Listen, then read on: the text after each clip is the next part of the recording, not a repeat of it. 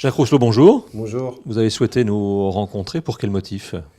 Tout simplement parce que après la défaite de Brest, j'ai réfléchi pendant 48 heures, je me suis isolé complètement et il fallait absolument que je délivre un message à nos supporters, à nos partenaires, eu égard à les situations compliquées et difficiles de ce début de saison.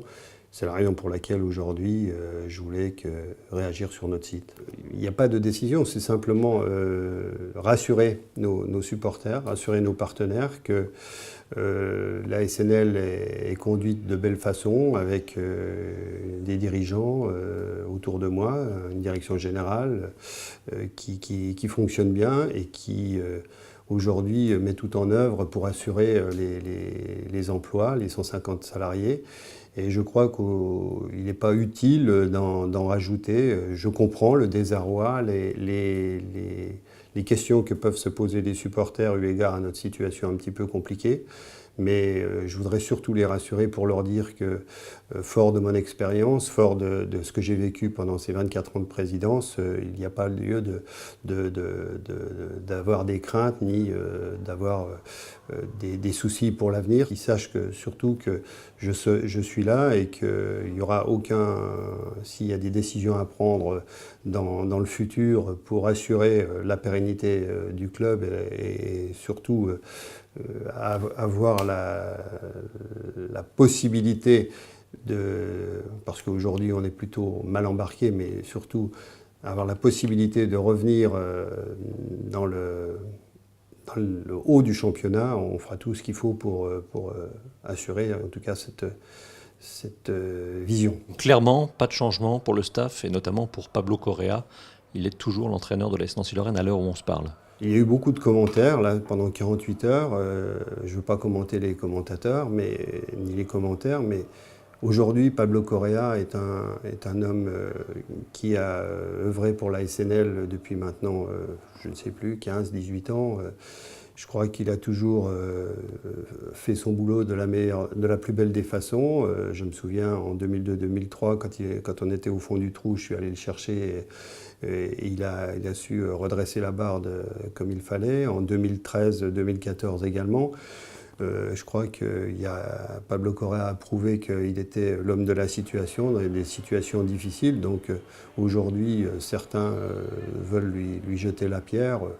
Je trouve que c'est un peu injuste, eu égard à tout ce qu'il a apporté. Alors peut-être effectivement qu'en ce moment, il ne trouve pas la bonne boîte à outils pour régler les problèmes inhérents aux sportifs. Mais je suis certain que dans les jours qui viennent et dans les 15 jours qui viennent, il va trouver la solution. J'ai même pas envisagé quoi que ce soit. Alors c'est vrai que sous la pression, sous les commentaires des uns et des autres, voire même quelques gens malfaisants, on va dire, parlent de départ. Moi, j'ai pas envisagé ça, donc je sais même pas ce que ça coûterait. J'ai pas du tout envisagé quoi que ce soit. Je le dis encore une fois, si d'aventure la SNL je sentais que l'avenir de la SNL était menacé ou si elle était conduite d'une façon différente de ce que je souhaite, je prendrai les décisions qui me conviennent.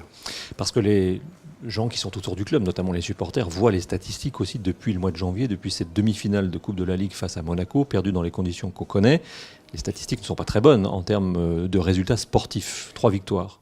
C'est vrai, je l'admets, mais je crois que c'est la compétition. Je ne veux pas me résoudre à ça, mais je vois aussi d'autres clubs qui ont disparu d'ailleurs.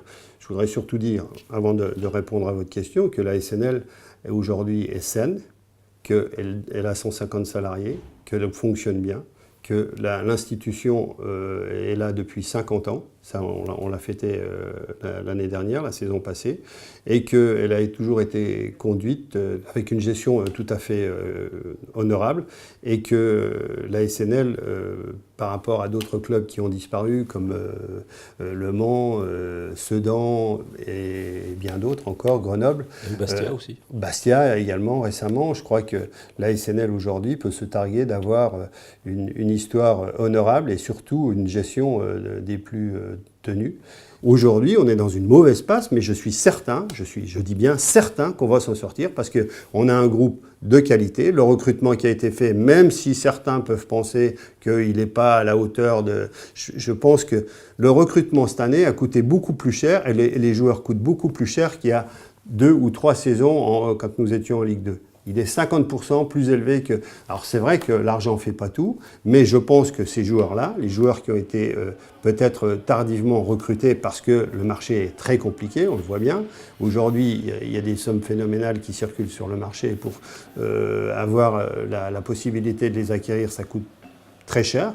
Et aujourd'hui, la SNL est un club modeste, un club moyen, mais pour autant, il est là. Il existe avec ses bases et avec sa solidité. Je prends le pouls en permanence de ce qui se passe à l'intérieur du staff, du groupe. Et je sais que le groupe est sain, le groupe marche bien, en tout cas à l'intérieur du vestiaire. Ça se traduit peut-être pas forcément dans les faits sur le terrain, mais je sais que le groupe est sain et on va y arriver. Je suis sûr que l'apport de Yaya, de Saint-Ruf, de Clément, ces 3 joueurs-là d'expérience vont nous apporter beaucoup. Et le retour certainement de Benoît Pedretti nous permettra de voir la suite du championnat différemment. Il faut dire aussi qu'on a 3 points. On a perdu 2 fois à l'extérieur. On n'a pas perdu chez nous. On a perdu 2 fois à l'extérieur, ce qui est presque, on va dire, je ne vais pas excuser le groupe, mais ce qui est presque logique. Et que aujourd'hui, le groupe est en reconstruction. Il y a eu un grand traumatisme avec la descente. Il faut digérer tout ça, il faut digérer la préparation. Et psychologiquement, les joueurs aujourd'hui commencent à retrouver vie. Donc je ne veux pas excuser, je n'excuse personne, mais j'essaye de comprendre pourquoi ce début de saison difficile.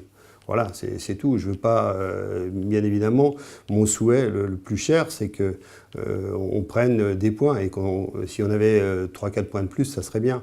Mais il n'y a pas péril en la demeure. Nous avons 3 points. On est à 6 points du 3e. On n'est qu'à la 5e journée. Il faut raison garder. Le match de Valenciennes, prochain match à domicile, ne sera pas un match coup près, comme on peut le lire ou l'entendre pour Pablo, notamment. Mais encore une fois, on lit, on entend, on regarde, on commente. Ce n'est pas le discours que vous lui avez tenu. Le discours que je lui ai tenu, il est entre lui et moi. Voilà, c'est tout. Mais sachez une chose, enfin que nos supporters et tous ceux qui sont amoureux de la SNL prennent bien conscience que je prendrai les décisions qu'il convient si je sens que la SNL était en péril. Ce qui n'est pas le cas aujourd'hui. Ce qui n'est pas le cas aujourd'hui. Est-ce que ce sont des moments difficiles à vivre pour terminer cet entretien avec la descente en Ligue 2, avec le mauvais démarrage en Ligue 2, avec cette ambiance un peu étrange autour du club? C'est très difficile, mais je vais citer Mandela, ce que je disais tout à l'heure, je ne perds jamais. Soit je gagne, soit j'apprends. Et j'apprends en permanence, et j'apprends aussi qu'il faut corriger ces erreurs si erreur il y a. Et si erreur il y a, je corrigerai. Donc là, vous vous engagez à faire des choix, à faire quelque chose si jamais on continue si l'AS Nancy-Lorraine continue sur une pente glissante. Que les supporters et les partenaires se rassurent, je ferai ce qu'il faut avec mes collaborateurs, toujours en complément et avec mes collaborateurs pour donner le bon cap et la bonne direction à l'AS Nancy-Lorraine.